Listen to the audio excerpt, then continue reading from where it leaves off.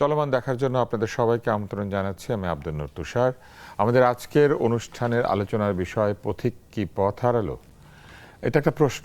এই প্রশ্নের উত্তর যে কোনো কিছু হতে পারে। পথিক পথ হারায় নাই, অথবা পথিক পথ হারিয়েছে। কিন্তু প্রশ্ন হচ্ছে পথিক কে?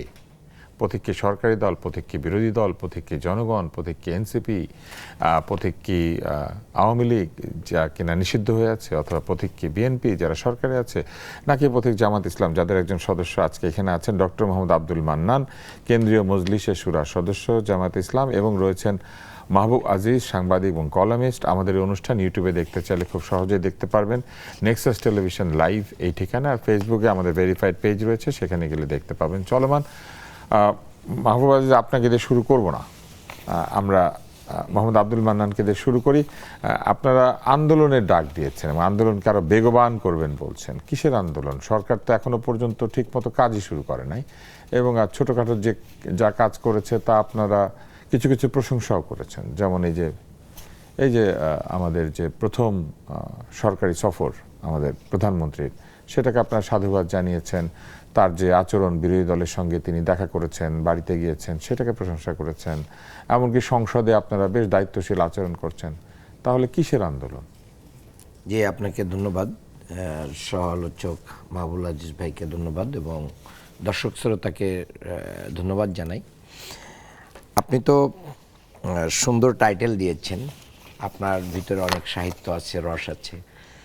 পথিক তুমি পথ হারিয়েছ কিনা, এটা তো বঙ্কিমচন্দ্র চট্টোপাধ্যায় উনি কপালকুণ্ডলায় এটা নবকুমারকে উদ্দেশ্য করে বলেছিল, পথ হারিয়েছ।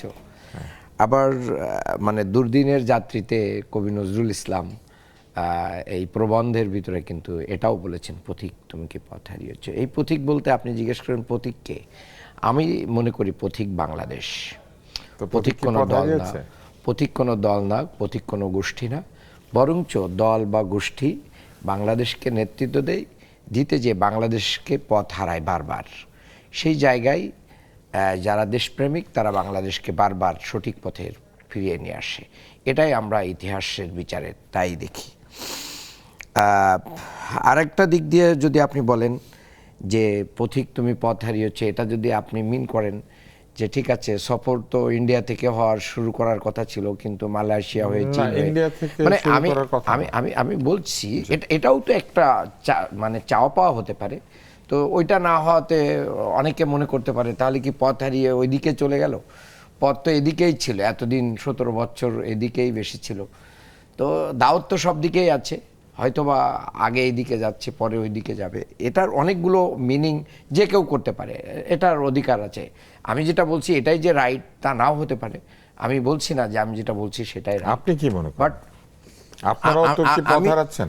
আপনাদের তো একটা শান্তিপূর্ণ সহাবস্থানের কথা ছিল জুলাই আন্দোলনের পরে, কিন্তু আপনারা আন্দোলন করছেন। আমি এখন ওই কোশ্চেনে আসি। আপনার টাইটেলকে আমি এখন একটু বললাম। কোশ্চেনটা হচ্ছে যে আমরা সংসদে ভালো আচরণ করছি না। ভালো আচরণ করছেন তো? করছি, হ্যাঁ, তাই।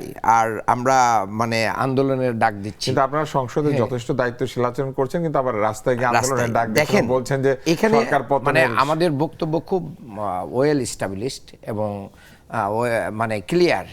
আমির জামাত বলেছেন যে গণভোট যেটা হয়েছে সেই গণভোটের রায় বাস্তবায়ন না হওয়া পর্যন্ত আমরা সংসদ এবং সংসদের বাইরে জনগণের ভোটাধিকার প্রতিষ্ঠায় এই আন্দোলন করব।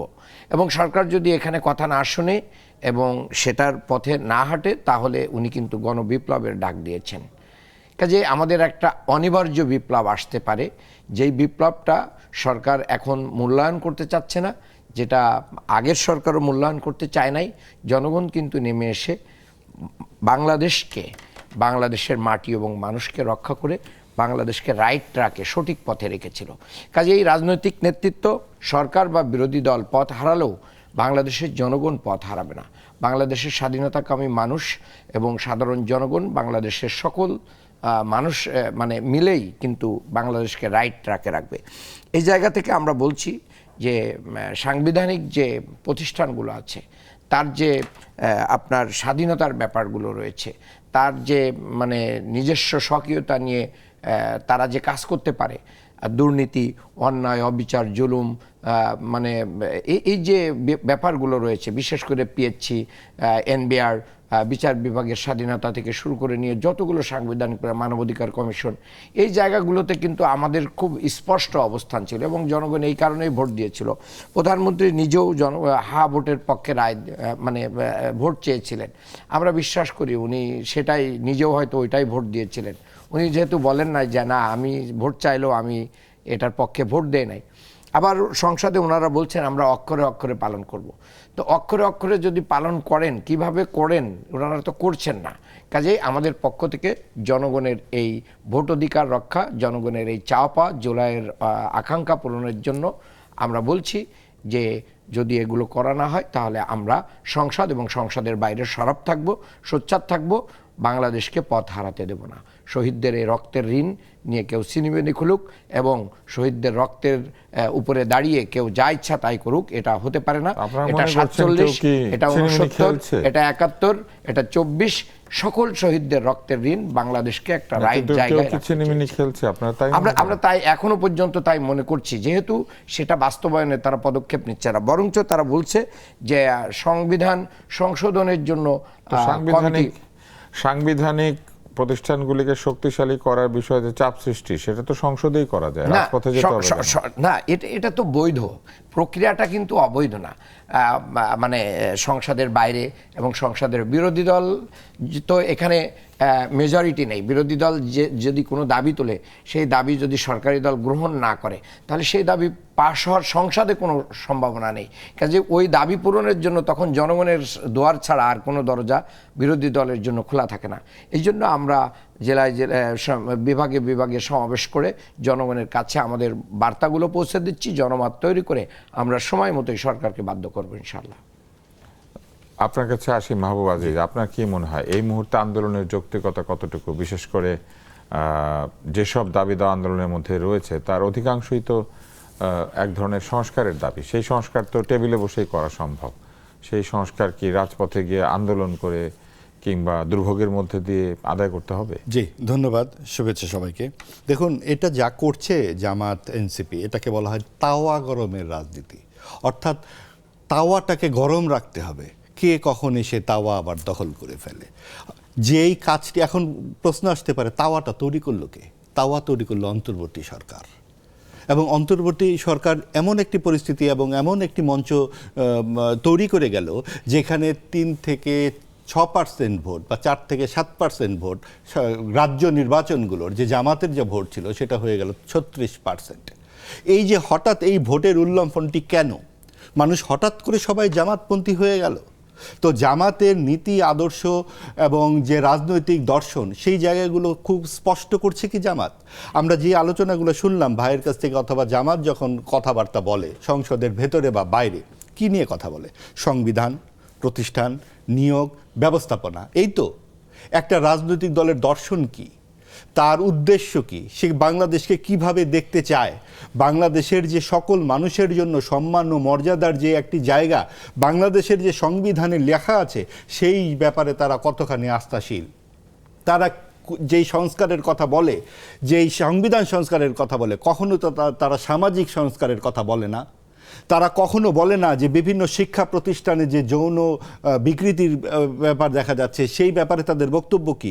বিশেষ করে মাদ্রাসায় যে বলাৎকার, ধর্ষণ হয়, উচ্চ শিক্ষালয়গুলোতে হয়, সেখানে অবশ্য আমরা প্রতিবাদ দেখতে পাই, মাদ্রাসাতে তো সেখানে পাই না, সেই জায়গাগুলোতে তাদের অ্যাড্রেস নেই।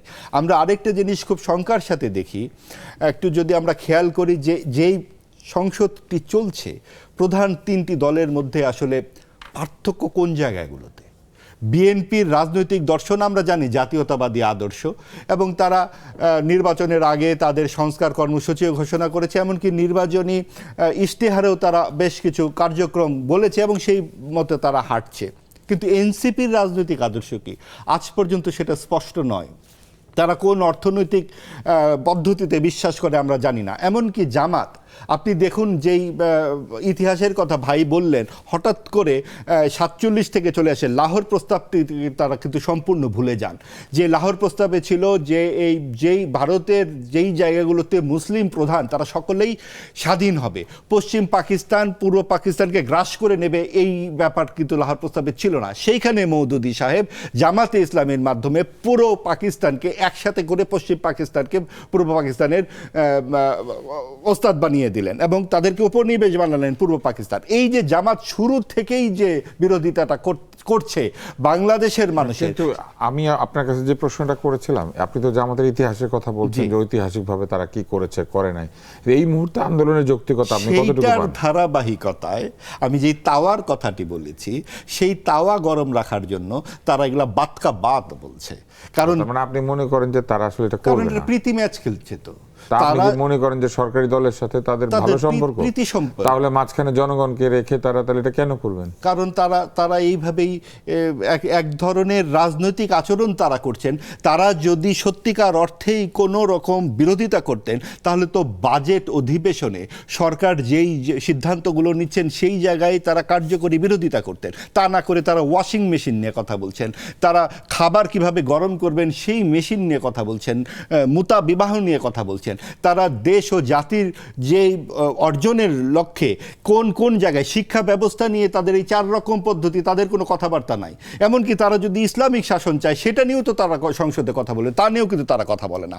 তারা শুধু কথা বলে সংবিধান সংস্কার নিয়ে, কারণ পিআর পদ্ধতি হলে আরও 100 এমপি তারা পাবে এবং সেই 100 এমপি মিলে সবাই মিলে তারা এই যে এক ধরনের প্রীতি সম্মেলনের আয়োজন করেছে সেটাই অব্যাহত রাখবে। আসলে বলতে চাই জামাত প্রস্তুতিই ছিল না যে এত বড় বিরোধী দল হিসেবে তারা সংসদে বসবে। যেহেতু তারা বসে গেছে, তারা আসলে আনন্দে। জনাব মান্নান, আপনি কি মনে করেন যে মাহবুবাজের এই কথা ঠিক? তারা বলছেন, মানে তিনি বলছেন যে আপনারা আসলে এটা লোক দেখানোর জন্য করছেন, আন্দোলনের জায়গাটাকে জিয়ে রাখছেন আপনাদের বিরোধী দল হিসেবে একটা অবস্থান ঠিক রাখার জন্য। আসলে মাহবুব আজিজ ভাই তো একজন বিচক্ষণ সাংবাদিক, তবে উনি হয়তো গরুর রচনা পড়ে এসছেন, উনি গরুর রচনাই বলবেন। প্রশ্ন করছেন, উনি বলেই যাচ্ছেন জামাতের ইতিহাস, পরে আপনি যাই হোক আবার মানে ওনাকে ফিরাই নিয়ে এসেছেন পথে। উনি নদীতে ফেলে দিয়েও গরুর রচনাই লিখবেন, এটা ওনার হয়তো হৃদয়ে এগুলো আছে অনেক বড় অংশ জুড়ে, এটা থাকতেই পারে। তো উনি তাওয়া গরম করে অন্য কেউ মাঠ দখল করে কিনা এরকম একটা কথা কিন্তু উনি বলেছেন। তো তাওয়া গরম করে অন্য কেউ মাঠ দখল বলতে শেখ হাসিনা আসবে, বাংলাদেশ আসবে, এরকম কথাও তো আমরা শুনছি। হয়তো বা এরকম কোনো কিছু কেউ যদি মিন করে থাকেন, তাহলে এই বাংলাদেশে আমরা সরকারি দল বিরোধী দল যে যেখানেই থাকি না কেন, এই ফ্যাসিস্টের ব্যাপারে তো আমরা ঐক্যবদ্ধ, এ ব্যাপারে আমাদের কোনো দ্বিমত নেই। আমরা সরকারি দল বিরোধী দল তাদের সমস্ত অন্যায় কাজের আমরা কি করব, প্রতিবাদ করব এবং তাদেরকে বাধা দিব আমাদের সমস্ত শক্তি দিয়ে। কিন্তু আওয়ামী বিরোধী ফ্যাসিবাদের বিরুদ্ধে আমাদের অবস্থান ঐক্যবদ্ধ, এ ব্যাপারে আমাদেরকে কেউ বিভিন্নভাবে সুড়সুড়ি দিয়েও আমাদেরকে কিছু করতে পারবে না। মাঝখানে একটা প্রশ্ন করি, তারপর আপনি মনে রাখেন যেটা বলছিলেন, সেটা হচ্ছে যে এই যে আপনি বললেন যে যদি ফ্যাসিস্ট ফেরত আসে তাহলে আপনারা একমত। তো যদি সরকার এমন কোনো কিছু করেন যেটা খুবই অন্যায় বা যেটার প্রতিবাদ করা খুবই জরুরি, বা ওটা তো করবই না, ধরেন এরকম একটা অবস্থা চলছে, এই অবস্থায় ফ্যাসিস্ট ফেরত আসলো, তখন কি আপনারা সরকারের সাথে এক হয়ে যাবেন, নাকি তখনও সরকারেরও বিরোধিতা করবেন, ফ্যাসিস্টেরও বিরোধিতা এটা করবেন? সময় বলে দেবে, টাইম উইল সে, সময় বলে দেবে কোনটা করতে হবে। আর আরো একটা জিনিস এটা বলতেই হয়, রাজনীতিতে শেষ কথা বলতে কিছু থাকে না, কখন কি হবে এটা বলা অত্যন্ত কঠিন। তবে আপাতত দৃষ্টিতে এরকম কোনো সম্ভাবনা দেখা যায় না। যদিও বিএনপি চাচ্ছে যে আওয়ামী লীগ ফিরে আসুক, তাহলে জামাতের মতন এরকম একটা শৃঙ্খলিত শক্তিকে তাদের মোকাবেলা করা লাগবে না, তাহলে ওইদিকে শৃঙ্খলাবদ্ধ, হ্যাঁ অবশ্যই, কিন্তু এরকম একটা আওয়ামী লীগ কি শৃঙ্খলাবদ্ধ? আওয়ামী লীগ আপনাদের সাথে পারবে? এটা কি বিএনপি চাইতে পারে? সেটা যদি তারা মানে মনে করে যে তাদেরকে ফিরিয়ে নিয়ে আসলে জামাত বেকায়দায় পড়বে, তাহলে মূলত ওটা বিএনপি নিজের পায়ে নিজেই কোড়াল মারবে। এটা বলা ভাই বলতে যে বলেছেন যে আমরা শুধু সংবিধান নিয়ে আছি, না, আমরা শুধু সংবিধান নিয়ে বাংলাদেশের সামাজিক সংস্কার, পারিবারিক সংস্কার থেকে শুরু করে বিচার বিভাগের সংস্কার, অনেক ধরনের সংস্কার নিয়ে আমরা কথা বলছি। আমরা যে ঐক্যমত্য কমিশনের লং টাইম যে আলোচনাগুলো হয়েছিল সেখানে সংস্কারে আমরা অংশগ্রহণ করেছি। আমরা সমস্ত প্রকার বলাৎকার, ধর্ষণ থেকে শুরু করে অন্যায়, অবিচার সব কিছুর বিরুদ্ধে বলি। আমরা ব্যাংক ডাকাতির বিরুদ্ধে কথা বলি, আমরা রিজার্ভ চুরির বিরুদ্ধে কথা বলি, আমরা লুটপাটের বিরুদ্ধে কথা বলি, আমরা চাঁদাবাজির বিরুদ্ধে কথা বলি। এবং আমরা চাঁদাবাজির কথা বললেই একটা দল মনে করে বিএনপির কথাই মনে হয় আমরা বলছি। আর আমরা যেই ব্যাংক ডাকাতির কথা বলি সবাই মনে করে যে এই যে আওয়ামী লীগের কথা মনে করে। আমরা কিন্তু সকল অন্যায়ের ব্যাপারে আমরা অ্যাড্রেস করছি। কাজে এই জায়গায় কিন্তু জামাত ইসলামী কি আছে, মানে অনেক ভালো আছে। আর আরেকটা জিনিস হচ্ছে যে ভাই বলেছেন যে পূর্ব পাকিস্তান, পশ্চিম পাকিস্তান, আমরা পশ্চিম পাকিস্তানের কোনো অন্যায়, অবিচার, বৈষম্যকে কখনোই আমরা সাপোর্ট করি নাই, আমরা করবও না। কাজেই যে চ্যাপ্টার ক্লোজ হয়েছে, আমরা স্বাধীনতার অনেক পরে জন্মগ্রহণ করেছি, আমার অরিজিনাল 79, সো দ্যাট আমরা বাংলাদেশকে ধারণ করি, বাংলাদেশের লাল সবুজের পতাকা মুড়িয়েই আমরা চলি। কাজেই এই দেশকে আমরা ভারতীয় আধিপত্যবাদ থেকে শুরু করে বিদেশি যে কোনো আধিপত্যবাদের কাছে আমরা এই দেশকে বন্ধক দিতে চাই না। যার কারণে আমরা কিন্তু আমেরিকার সাথে যে চুক্তি সেটা নিয়েও আমরা বলছি, এবং আমাদের আমিরে জামাত কিন্তু বলছেন যে আমেরিকার সাথে যে চুক্তি, যে খলিল সাহেব বলে দিলেন যে আমরা বিএনপি জামাতের সাথে আলোচনা করেছি,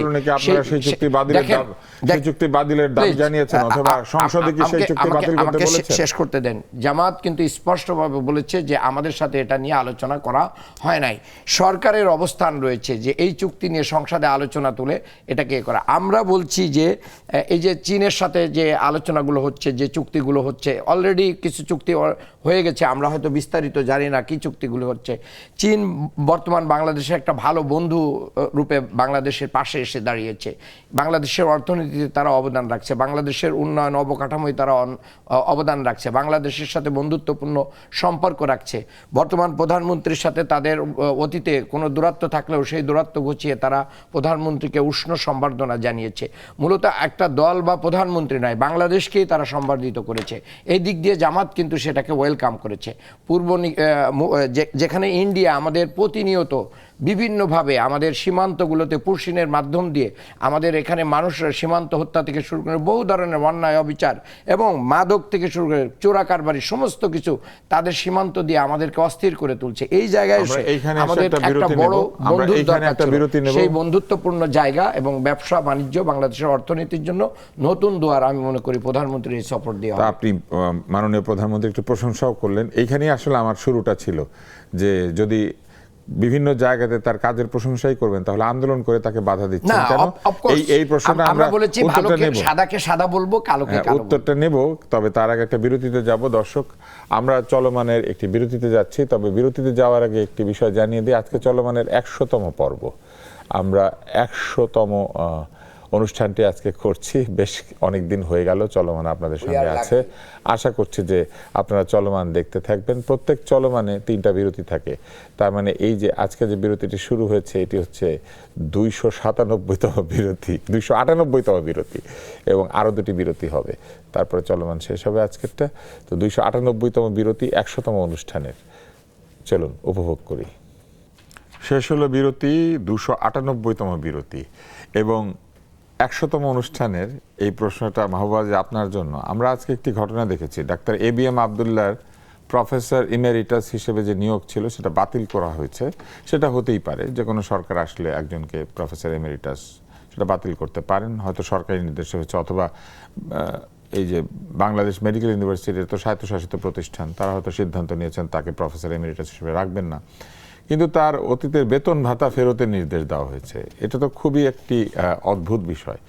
আপনার এই বিষয়ে কি কোনো মন্তব্য আছে? নিশ্চয়ই। দেখুন, যে প্রতিহিংসার যে রাজনীতিতে আমরা অভ্যস্ত হয়ে যাচ্ছি, একজন বরেণ্য চিকিৎসক, আমি দেখছিলাম সংবাদ মাধ্যমে যে তিনি বলছেন যে আমার 50 বছরের পেশাগত অভিজ্ঞতা, আমার ছাত্ররাই এখন অনেকে অধ্যাপক। তো আমাকে এইভাবে অসম্মানিত করার কারণ কি? মেডিকেল বিশ্ববিদ্যালয়ে তো তার ছাত্ররা আছে, তার কলিগরা আছে, বা তার সঙ্গে যারা কাজ করেছে এমন নিশ্চয়ই, এমন জুনিয়ররা আছে। তো তারা যখন এইরকম একটা সিদ্ধান্ত নিচ্ছে, সেই সিদ্ধান্তটা যে ভবিষ্যতে তাদের জন্য আসতে পারে, এরকম অপমানের সংস্কৃতি তৈরি হতে পারে, এটা কি তারা বিবেচনা করছে? এবং এই পাল্টি যে এই যে এক ধরনের প্রতিহিংসামূলক আচরণ কিন্তু আমরা সমাজের সব ক্ষেত্রেই দেখতে পাচ্ছি। এই যে ভাই যেমনটি বললেন যে ফ্যাসিবাদের বিরুদ্ধে আমরা কিন্তু এক কাট্টা, তারা কিন্তু এই রকম ঘটনার ক্ষেত্রে কিন্তু কোনো মতামত দেবেন না। ফ্যাসিবাদের বলবো আপনার পরে নিশ্চয়ই, মানে আমরা তো এইটি প্রথম নয়, এই ধরনের আরো ঘটনা আমরা দেখেছি। সাকিব আল হাসানের ক্ষেত্রে দেখেছি। বাংলাদেশের সবচেয়ে বড় যে তারকা মেসির কথা ধরুন, আপনি আর্জেন্টিনায় যদি এই ঘটনা ঘটতো কোনো রাজনৈতিক বিলনের পরে, মেসিকে এইভাবে কি নিষিদ্ধ করা হতো? তাহলে আমরা জানি না, আর্জেন্টিনাটা জানি না, কিন্তু আমরা যে এগুলো করব এগুলো তো আমরা এখন বুঝতে এবং পেরেছি। সেটা তো আমরা শুধু এই ক্ষেত্রে কেন, এক আমরা ধরনের অসভ্যতা, আমরা অসভ্যতা এবং চালু সব করেছি। জায়গায় আমরা শিক্ষকদের গলায় জুতার মালা দিয়েছি, আমরা মুক্তিযুদ্ধের ভাস্কর্য ভেঙেছি, আমরা মাজার ভেঙেছি, আমরা জুলাই সনদ যেই বইটা আমরা লিখেছি সেখানে ভূমিকায় পাকিস্তানের নাম দিয়েছি হানাদার বাহিনী। এবং আমরা বিসিএস পরীক্ষায়, এই অন্তর্বর্তীকালীন সরকারের সময় বিসিএস পরীক্ষায় মুক্তিযুদ্ধকে লেখা হয়েছে প্রতিরোধ যুদ্ধ। তো এইগুলোর কি হঠাৎ করে আচমকা হয়ে গেছে কোনো কার্যকারণ ছাড়া?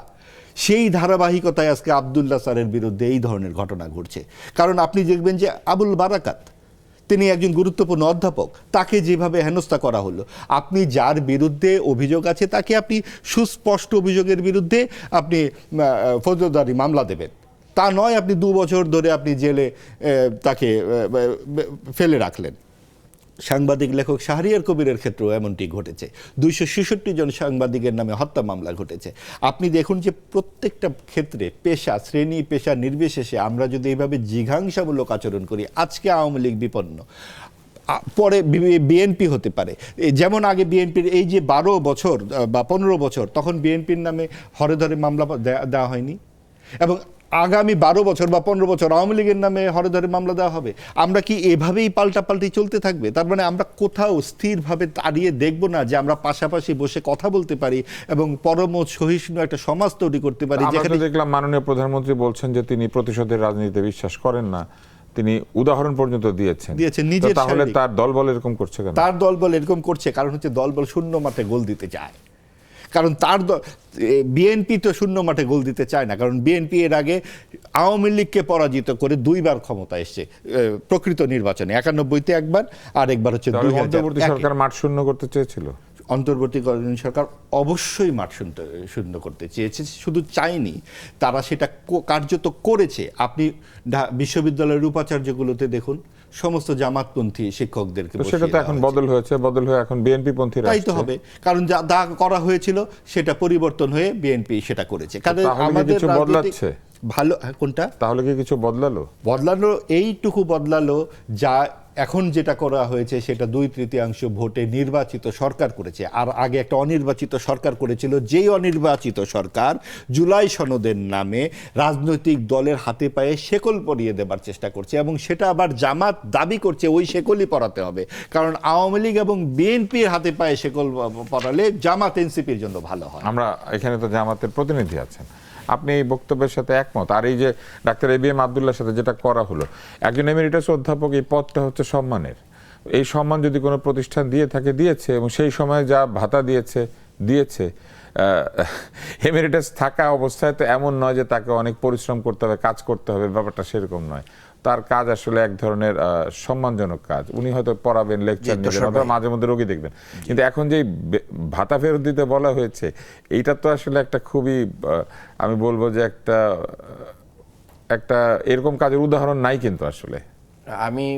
আমি কিন্তু আজকে মানে আমার মোবাইলে কিন্তু ওনার ছবিটা সহই আমি নিয়ে আসছি। এই বিষয়টা আপনি না তুললেও আমি নিজেই হয়তো কোনো একটা ফাঁকে তুলতাম। উনি বাংলাদেশের একজন খ্যাতিমান চিকিৎসাবিদ। ওনার দলীয় পরিচয়ের চেয়ে উনি একজন খ্যাতিমান চিকিৎসাবিদ, উনি বাংলাদেশের একটা সম্পদ। এটাকে রেসপেক্ট করা উচিত। ওনার সাথে এই আচরণের আমি তীব্র নিন্দা এবং প্রতিবাদ জানাই। এটা কখনোই গ্রহণযোগ্য না। হতে পারে ব্যক্তির অনেক ধরনের দলীয় পরিচয় থাকতে পারে, এখন বাতিল হয়ে গেলে এখন আর উনি ভাতা পাবেন না, কিন্তু আগের ভাতা ফেরত দিতে হবে। আমি একটু শেষ করি। ওনার বিরুদ্ধে এরকম কোনো এলিগেশন নাই যে উনি অন্যায়, অপকর্ম, অবিচার, সন্ত্রাস, অন্য কিছুর সাথে জড়িত। যদি থাকতো তাহলে তাকে তার সেই জায়গায় নিয়ে আইন আদালতে নিয়ে বিচার করা যেত। কিন্তু এরকম একটা প্রজ্ঞাপন দেওয়ার মাধ্যম দিয়ে মূলত আমাদের স্বাস্থ্যমন্ত্রীর একটা বক্তব্য ছিল আর কি আগে, যে আমার জাউরা রূপটা তোমরা দেখবা। তো উনার কিছু কিছু জায়গায় যে জাউরা রূপটা, স্বাস্থ্যমন্ত্রী? হ্যাঁ বর্তমান স্বাস্থ্যমন্ত্রী, উনার একটা বক্তব্য কিন্তু ভাইরাল। উনি এটা বলেছেন যে আমাকে তোমরা নাও একটা পর্যায় পর্যন্ত, আমার কিন্তু এই রূপের বাইরে আমার একটা জাউরা রূপ আছে। তাই জাউরা রূপের শিকার হয়েছেন উনি, জাউরা রূপের শিকার হয়েছে আদ্দিন হাসপাতাল। পুরো যে কোনো কারণেই হোক তদন্ত করে বের করে 6 জন বাচ্চা হত্যা, এটা আমরা কখনোই অ্যালাউ করি না। যে কারণে মারা গেছে তাদের বিরুদ্ধে শাস্তি দেওয়া যেত, হাসপাতাল বন্ধ করা যেত না। বাংলাদেশে এরকম হাসপাতাল যারা মানে 250 থেকে 400 টাকার ভিতরে ডায়ালিসিস করে, এটা অবিস্মরণীয়, এটাকে বন্ধ করে দিলেন। মেডিকেল কলেজের ছাত্ররা সেখানে মানে ইন্টার্নি করতেছে, তাদের বিদেশি স্টুডেন্ট রয়েছে প্রায় 1000+ স্টুডেন্ট সেখানে, তাদের সমস্ত কার্যক্রম কয় আমি তো কি করি নাই, কলেজ বন্ধ করি নাই। তাহলে এই জায়গাগুলোতে উনি যাচ্ছেন। উনি কি করলেন, নোয়াখালীতে গেলেন, নোয়াখালীতে যে একবারে চিকিৎসকদের নাজেহাল করে ফেললেন। ওই যে হাসপাতালটা, আমি খবর নিয়েছি, খবর নেওয়ার পরে আমরা দেখলাম যে ওখানে 100 রোগীর ব্যবস্থাপনা আছে, ওষুধপত্র থেকে করে সব কিছু, কিন্তু সেখানে 700 থেকে 800 রোগী যায়। ব্যবস্থাপনা আপনি বলেন যে 7 গুণ 8 গুণ যদি বেড়ে যায়, সেখানে তো ক্রাইসিস তৈরি হয়। যেখানে লোক লাগবে 700-800, সেখানে লোক আছে 100। তা আপনি জনবল তো দিচ্ছেন না। সব সরকারি তার মানে হাসপাতালে এরকম, তারপর ডাক্তার না, মুক্ত তাহলে সবাই গালিগালাজ করে। আপনি কেন শুধু শুধু মানে আপনার অপছন্দের লোক হলে তাদেরকে এভাবে মানে লাঞ্ছিত করবেন, অপমানিত করবেন? এটা বাংলাদেশকে অপমান করা হয়। কিন্তু এই অপমানের সংস্কৃতি তো অন্তর্বর্তী সরকার দেখিয়েছে। আমি মনে করি যে লোকজনের ছবি লাগিয়ে জুতা পেটা করতে দিয়েছে। এই সরকার এই যে গণতান্ত্রিক জায়গায় আমাদের নতুন প্রজন্ম কিন্তু এই জাতীয় রাজনীতিকে পছন্দ করে না। ব্যক্তিগতভাবে আমিও পছন্দ করি না, আমি একজন বিশ্ববিদ্যালয়ের শিক্ষক, এবং আমি মনে করি যে এই জায়গায় সরকার ঠিক করে নাই, এটা কোনোভাবেই গ্রহণযোগ্য না। এরপরে আমি ভাইয়ের সাথে একটু ইয়ে করেই বলি, আবুল বারাকাত সাহেবের উদাহরণ এনেছেন। আবুল বারাকাত সাহেব বাংলাদেশের অর্থনীতির বিদ হিসেবে উনি একজন ক্যান্সার।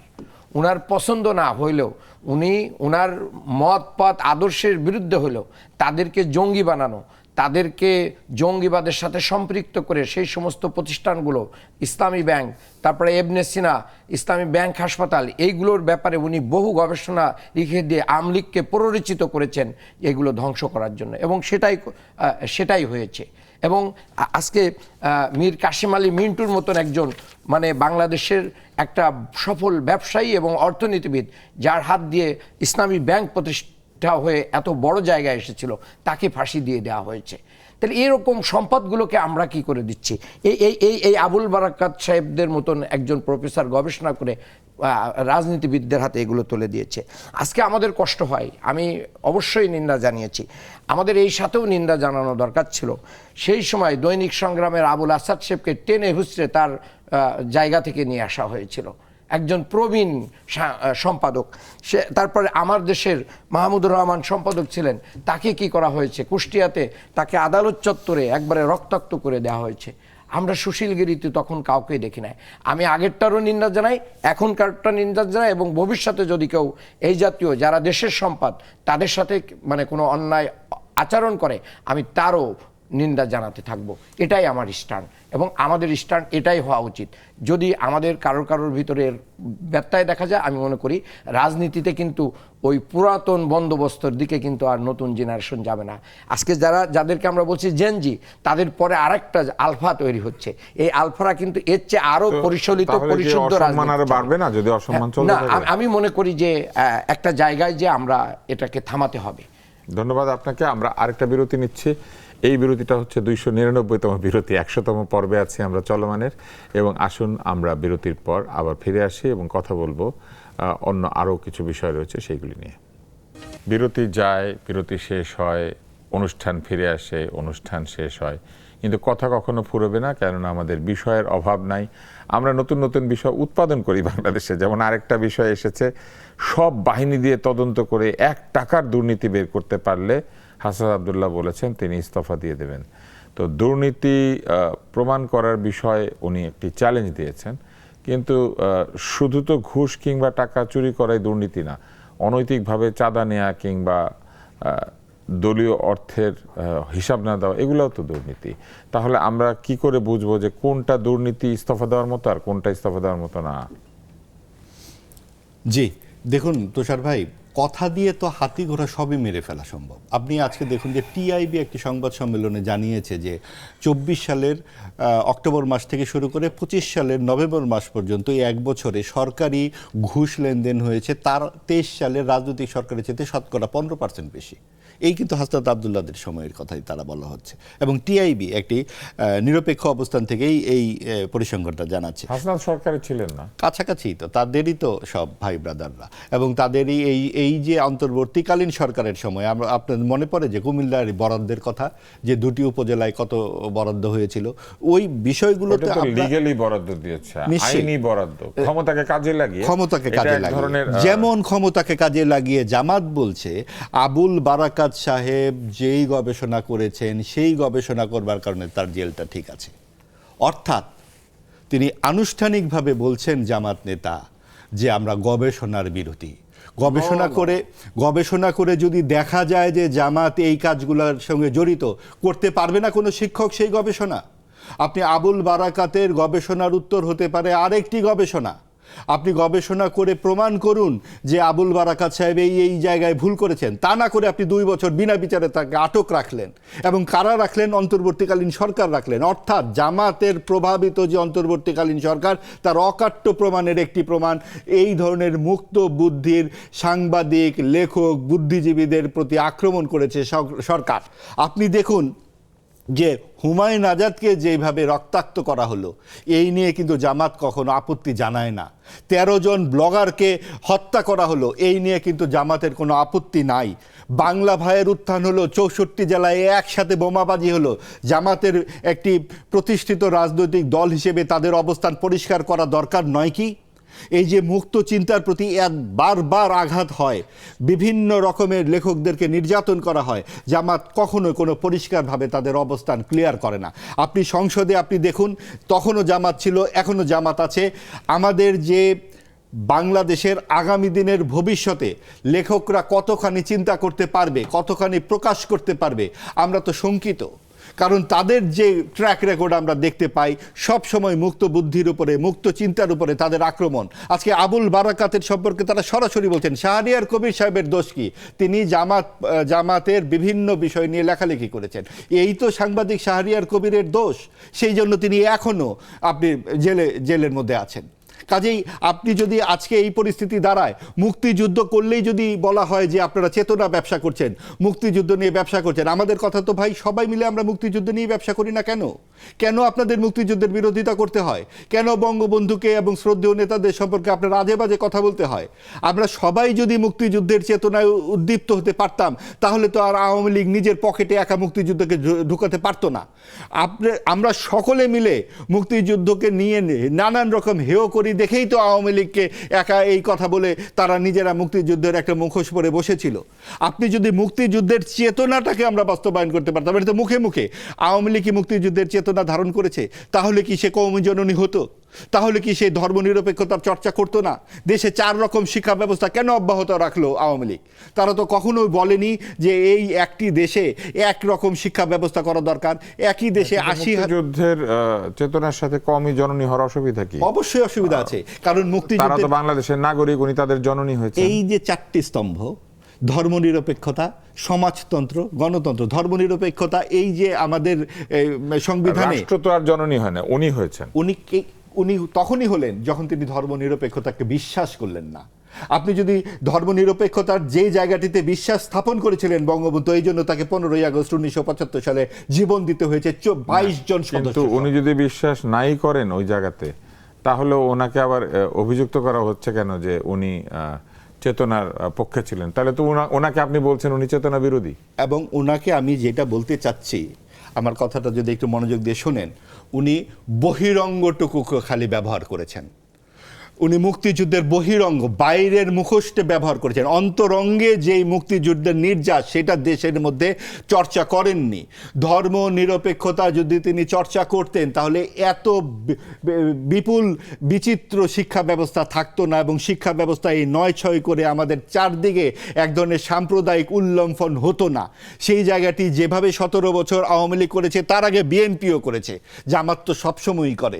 এই ধর্মাশ্রয়ী রাজনীতি করতে গিয়ে আমরা আমাদের ধর্ম নিরপেক্ষতা হারিয়েছি, যেটা বাংলাদেশকে পাকিস্তান এবং ভারতের থেকে আলাদা করেছিল। ভারতের সংবিধানেও কিন্তু ধর্ম নিরপেক্ষতা নেই। ভারত এটা ৭৬ সালে সংবিধানে যুক্ত করেছে, আমরা ৭১ সালে করেছি। আর পাকিস্তান তো একটা ইসলামিস্ট দেশ। গত ৭০ বছরে কোনো সরকার পাকিস্তানে ৫ বছর মেয়াদ পূর্ণ করতে পারেনি। এই পাকিস্তানের উচ্চ শিক্ষার জন্য আমাদের শিক্ষামন্ত্রী যান এবং তিনি বলেন আমি পাকিস্তানের শিক্ষা ব্যবস্থা দেখে মুগ্ধ। আমরা যখন ৬.৫ প্রবৃদ্ধি অর্জন করি, আমরা ৩.৫-এর কাছে যাই আমরা উচ্চশিক্ষা গ্রহণ করার জন্য, এবং আমরা সারা বছর আমরা বলি যে ভারতীয় আধিপত্য। কারো যদি প্রবৃদ্ধি কমও হয় তার শিক্ষা ব্যবস্থা তো ভালো হইতে পারে। শিক্ষা ব্যবস্থা তো প্রবৃত্তির সাথে সম্পর্কিত, কারণ আপনার প্রবৃত্তি কিন্তু অনেক কিছুর সঙ্গে আসে। আপনার এরকম একটা প্রাণবন্ত জাতি, আপনি দেখুন আওয়ামী লীগের বিরুদ্ধে আমরা এত সমালোচনা করি, তারপরেও বিশ্বব্যাংকের তথ্য আপনাকে কি দিচ্ছে জানেন? ২০১০ সাল থেকে ২০২৫ সাল পর্যন্ত এই ১৫ বছরে সারা বিশ্বের প্রবৃদ্ধি যখন গড়ে ৩.৫%, তখন বাংলাদেশের প্রবৃদ্ধি ৬.২৪, যেটা মাত্র ৫টি দেশ অর্জন করেছে। চীন সবচেয়ে বেশি ৭.৫, বা বাংলাদেশ সেখানে আছে। এখন আপনি বলতে পারেন আওয়ামী লীগ তো এত কর্তৃত্ববাদী শাসন করলো, এত লুটপাট করলো, তারপরেও এই অবস্থা কেন? আপনি ২০২৪ সালে যখন আওয়ামী লীগ ক্ষমতা ছাড়ে তখন আমাদের রিজার্ভ $650 বিলিয়ন, আর বিএনপি যখন ২০০৬ সালে যায় তখন ছিল $72 বিলিয়ন। তার মানে আমরা বলতে চাই না যে উন্নয়ন কখনো গণতন্ত্রের বিকল্প হতে পারে, যেটা আওয়ামী লীগ বলেছিল। তারা বলেছিল আমরা উন্নয়ন দিচ্ছি, গণতন্ত্রের দরকার নাই, আমরাই এখানে থেকে যাব রাতের বেলা নির্বাচন করে। সেই জায়গা থেকে ২৪-এর গণ অভ্যুত্থান হয়েছে, তারপর সাম্প্রদায়িক শক্তি সেটাকে হাইজ্যাক করে নিয়েছে অন্তর্বর্তীকালীন সরকারের পৃষ্ঠপোষকতায়। তারপর তারা নিজেরা নির্বাচন করেছে। এটা আমরা এবং মামুদের নির্বাচন হয়ে গেছে, যেটা হয়েছিল আওয়ামী লীগ জাতীয় পার্টি এবং জাতীয় পার্টি ফ্রিডম পার্টির মতো। আপনি একটা লম্বা সময় কথা বলেছেন, কিন্তু এই বিরতিটা প্রায় পুরোপুরি আপনি নিয়ে ফেলেছেন।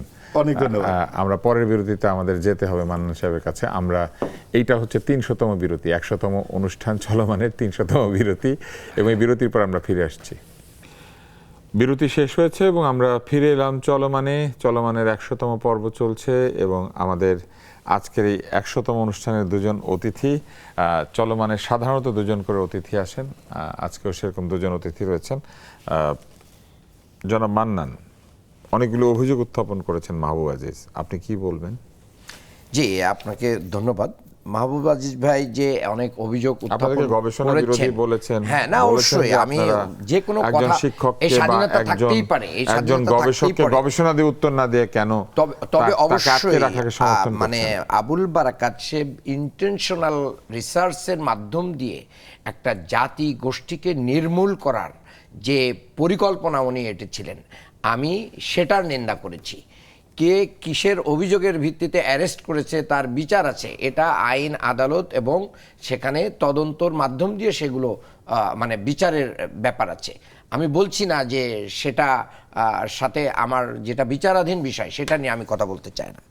এরপরে ভাই অনেকগুলো কথা বলেছেন, আমি তো ওনাকে পয়েন্ট দিয়েছিলাম যে আবুল হাসান সাহেব সম্পর্কে একটু বলেন, মাহমুদুর রহমান সাহেব সম্পর্কে, উনি এগুলো এড়িয়ে যান, এগুলো হয়তো ওনার ভালো লাগে না এই লোকগুলোর ইয়েতে।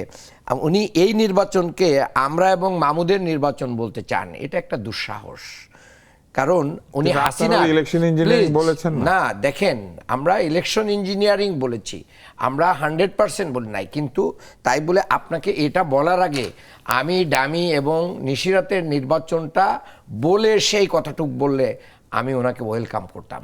উনি কিন্তু ওই জায়গায় মানে বাকশালের কথাও বলেন না, হাসিনার যে মানে ভোট ডাকাতির কথা এটাও কিন্তু উনি বলতে মানে লজ্জা পান। প্রবৃদ্ধির কথা বলছেন 6-এর বেশি, এটা একটা মানে ভোগাস ছাড়া আর কিচ্ছু না, এটা কাগজ কলমের প্রবৃদ্ধি মূলত। এই প্রবৃদ্ধি তো বিশ্ব ব্যাংক আমি IMF তারা বলছি স্বীকার এটা করেছে। কাগজ কলমের প্রবৃদ্ধি, কারণ বাংলাদেশের সমস্ত ব্যাংক এবং সমস্ত জায়গায় লুটপাটের টাকাগুলোকে কিন্তু লুটপাট বা হাইজাক বা যা চলে গেছে, যা আর কোনোদিন পাওয়া যাবে না, এটা কাগজে কিন্তু আমাদের ঘরেই আছে। না, লুটের জন্য টাকা তো পাওয়া গিয়েছে প্রবৃদ্ধির কারণে। কাজীর মানে গোয়ালের গরু আছে আপনার কিতাবে, গোয়ালে নাই, তো সেইভাবে একটা প্রবৃদ্ধি দেখায় দিতে তো এখানে কোনো অসুবিধা নাই। কাজেই আপনি কি শেয়ার বাজারের লুটপাটকে অস্বীকার করবেন? আপনি বাংলাদেশ ব্যাংকের লুটপাটকে অস্বীকার করবেন? বাংলাদেশকে থেকে এস আলমের লুটপাটকে যে দেশে অর্থমন্ত্রী বলে যে ৬,০০০ কোটি টাকা কোনো টাকাই না, এইগুলোর বিরুদ্ধে কোনো কথা নেই। এরপরে আমি আপনাকে যেটা বলতে চাই যে টিআইবি যে রিপোর্ট দিয়েছে অন্তর্বর্তীকালীন সরকারের আমলে, ওই সময় যিনি অর্থ উপদেষ্টা ছিলেন তিনি কিন্তু বিএনপি ঘরানার এবং বিএনপি মহাসচিবের একজন ভালো বন্ধু, এবং তার মাধ্যম দিয়েই কিন্তু এটা হয়েছে। কাজেই আর এই দুর্নীতিতে এগিয়ে যাওয়ার মূল কারণটা হচ্ছে যে শেখ হাসিনা রেখে যাওয়া যে প্রশাসন সমস্ত জায়গায় যারা বসে রয়েছে তাদের দোসররা, তারাই বাংলাদেশকে কলুষিত করছে। সো দ্যাট এই 17 বছরের রিজিম চেঞ্জ করতে গেলে আমাদেরকে সময় লাগবে। অন্তর্বর্তী সরকার এসে এটা তো নিজেদের পছন্দ মতো এত লোককে নিয়োগ দিল, তারপর এত লোককে নিয়োগ দিতে পারে নাই, এত লোককে নিয়োগ দিতে পারে নাই। কয়টা বিসিএস হয়েছে, কয়টা নিয়োগ হয়েছে? কাজেই প্রতিটা জায়গায় জায়গায় প্রতিটা পদে পদে কিন্তু গুরুত্বপূর্ণ পদে নতুন লোক দিয়েছেন, ফ্যাসিস্টের সমস্ত দোসররাই কিন্তু বসে আছে। পুরনো আমলাদেরকে এনে কাজেই সেগুলো আসছে গেছে একটা প্রমোশন নিয়ে তার রিটায়ারমেন্টের টাইম হয়ে গেছে, চলে গেছে, অল্প কয়েকজন চুক্তিভিত্তিক নিয়োগে আছে। এর বাইরে সমস্ত জায়গায় মাঠ পর্যায়ে সমস্ত জায়গায় কিন্তু ফ্যাসিস্টের দোসররাই বসে আছে। কাজেই এই দুর্নীতির যে মানে বাংলাদেশের যে অবস্থান, এটা ফ্যাসিস্টের ধারাবাহিকতারই একটা অংশ, এটা নতুন করে কোনো অবস্থান তৈরি হয় নাই।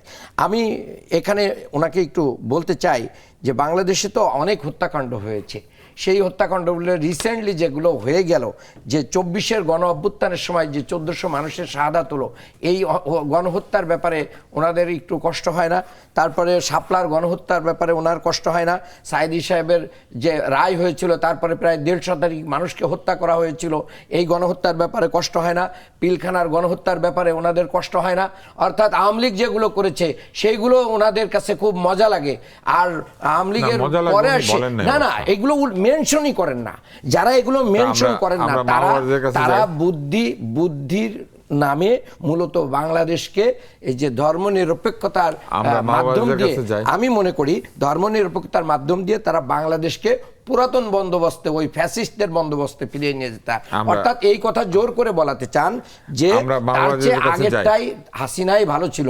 না, বাংলাদেশের মানুষ এই কথা বলেন না উনি। শুনেন, যাই হোক, সোজা সরল বাংলা ভাষা, যদি বাংলা ভাষা বুঝে থাকেন, 12 বছরের যেই দুষ্কর্ম আওয়ামী লীগ করেছে তার জন্য 24-এর গণ অভ্যুত্থান হয়েছে। আমিডামি নির্বাচন, রাতের বেলা নির্বাচন, একা একা নির্বাচন, লুণ্ঠনবাজির জন্য 24-এর গণ অভ্যুত্থান হয়েছে, এবং সেখানে দলমত নির্বিশেষে সকলে অংশগ্রহণ করেছিল এই সাম্প্রদায়িক শক্তি।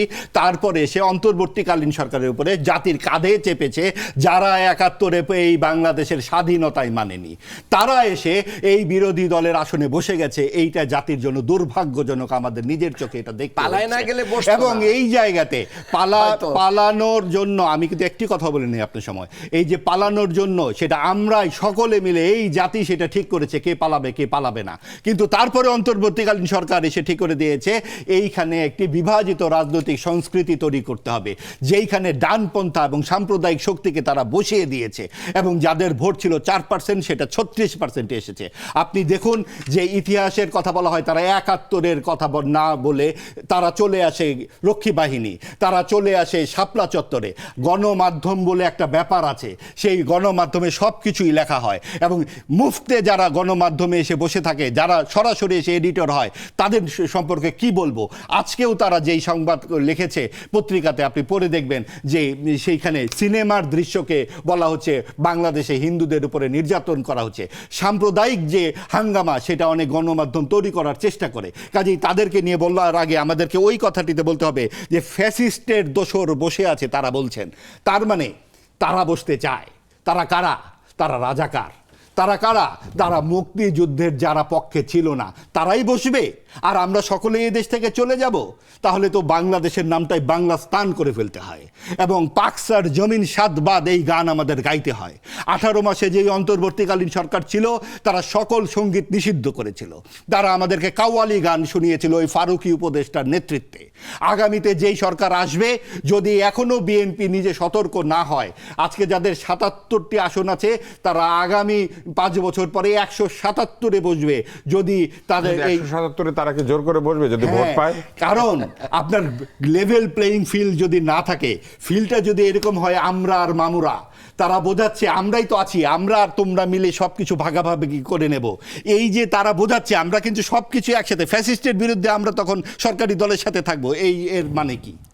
আপনারা ঠিক করে দিবেন কিভাবে কি গবেষণা হবে। আপনারা মুক্তিযুদ্ধের আপনি একটি দুঃসাহস শব্দটি উনি ব্যবহার করেছেন। আমি যখন বলেছি আমরা এই শব্দ, আমি তো তাদের কোনো বিষয়ে বলছি না দুঃসাহস, তার মানে আমাদের কথাগুলোকেও তাদের দুঃসাহস বলে মনে হচ্ছে। না, আপনি এই নির্বাচন সম্পর্কে এভাবে বলতে পারেন না। আবারও বলছি, এই নির্বাচন অন্তর্ভুক্তিমূলক হয়নি। আপনারা ঠিক করে অন্তর্ভুক্তিমূলক হয়েছে, পালিয়ে যাওয়া দিতে পারেন না, পালিয়ে যাওয়া শক্তি, পালিয়ে যাওয়া শক্তির বিষয়, আবারও আপনি পালিয়ে যাওয়া শক্তির ব্যাপারে দালালি করবেন না, এটাই বোঝা যায় পালিয়ে যাওয়া শক্তির সাথে দালালি করবেন না। পালিয়ে যাওয়ার তালি দায় নিতে হবে, পালিয়ে যাওয়ার শক্তির দায় নিতে হবে। আপনাদের মতন দালাল সাংবাদিকরা পালিয়ে যাওয়াদেরকে এস্টাবলিশ করতে চায় এখানে, এটা করবেন না। এই দুঃসাহস আপনাদের হয়েছে মুক্ত আলোচনার কারণে। এটা এখানে বসে আপনি করতে পারেন না, এটা কখনোই করতে পারেন না। এটা আপনারা করেছেন, যারা পালিয়ে গেছে, ইমাম পালিয়ে গেছে, খতিব পালিয়ে গেছে, এইটাই অন্তর্বর্তীকালীন সরকার বানিয়ে গেছে। চিৎকার উনি আপনাকে করতে বলছেন, আপনি কি আলোচনা নিয়ে আসেন? আমার একটা প্রশ্ন আছে। গার জোরে কথা বলবেন না। কে দেখাচ্ছেন দুঃসাহস শব্দটা কে ব্যবহার করেছে? মাহবুব আজিজ, আমাকে প্রশ্নটা করতে দিতে হবে। আপনি বলেছেন যে একটি সরকারের প্রধান তিনি মুক্তিযুদ্ধের বহিরঙ্গকে ব্যবহার করেছেন, শেখ হাসিনা। হ্যাঁ, আচ্ছা, তাহলে আপনি এটাও বলেছেন কেন তাদের পতন হয়েছে।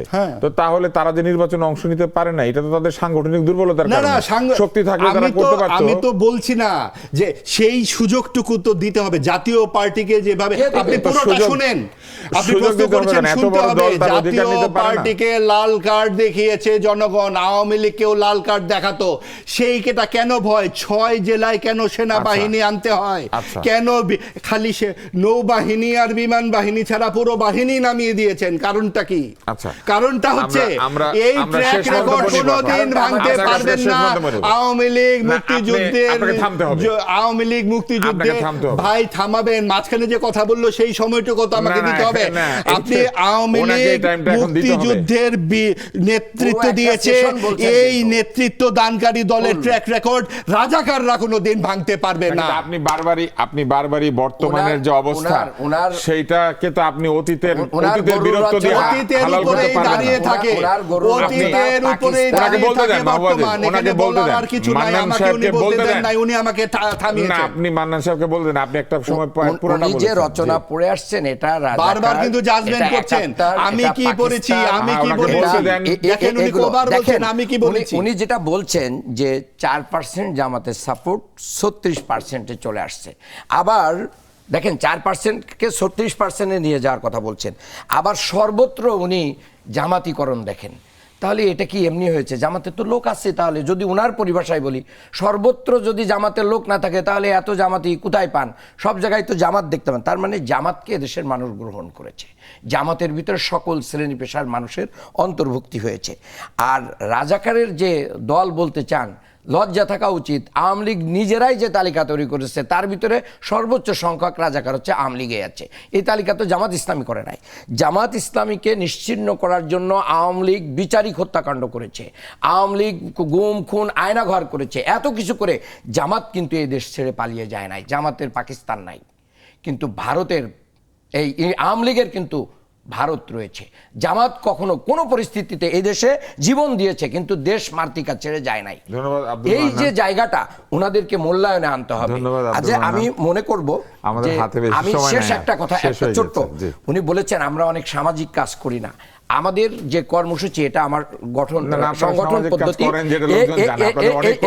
এখানে একটা না দেখেন আমাদের 4টা দফার ভিতরে 3 নাম্বার দফা হচ্ছে সমাজ সংস্কার, সমাজ সেবা, একবারে দফা ভিত্তিক।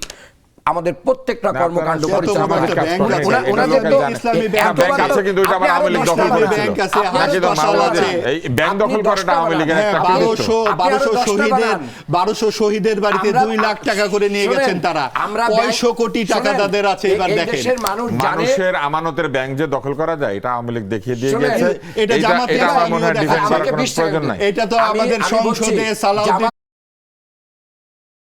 তাকবীর বলে ব্যাংক দখল হাসপাতাল করতে তৈরি নেমে করতে গেছে। পারে, স্কুল তৈরি করতে পারে, মাদ্রাসা তৈরি করতে পারে, ইউনিভার্সিটি তৈরি করতে পারে, বিশ্ববিদ্যালয়ের ভিসি তৈরি করতে পারে, ধন্যবাদ। ডাক্তার তৈরি করতে পারে, ধন্যবাদ। ইঞ্জিনিয়ার তৈরি করতে আমাদের- পারে। কাজে আগামীর বাংলাদেশ জামাতের বাংলাদেশই হবে। আচ্ছা, দেখা যাক। এই আশাবাদ অবশ্য রাজনৈতিক আশাবাদ হতে পারে। আগামীর বাংলাদেশ, সরকারই যদি তাদেরকে করে দেয়, আগামীর বাংলাদেশ কেমন হবে বা আগামীর বাংলাদেশ কি হবে, এটা নির্ভর করছে বাংলাদেশের ভবিষ্যতের নাগরিকদের উপরে এবং তারা কিভাবে তাদের রাজনীতিকে সামনের দিকে নিয়ে যাবেন তার উপরে। আজকে আমরা যে বিষয়টি দিয়েছিলাম, এটা কিন্তু সে কারণে দিয়েছিলাম যে পথিক কি আসলে পথ হারালো। পথিক কখন পথ হারায়?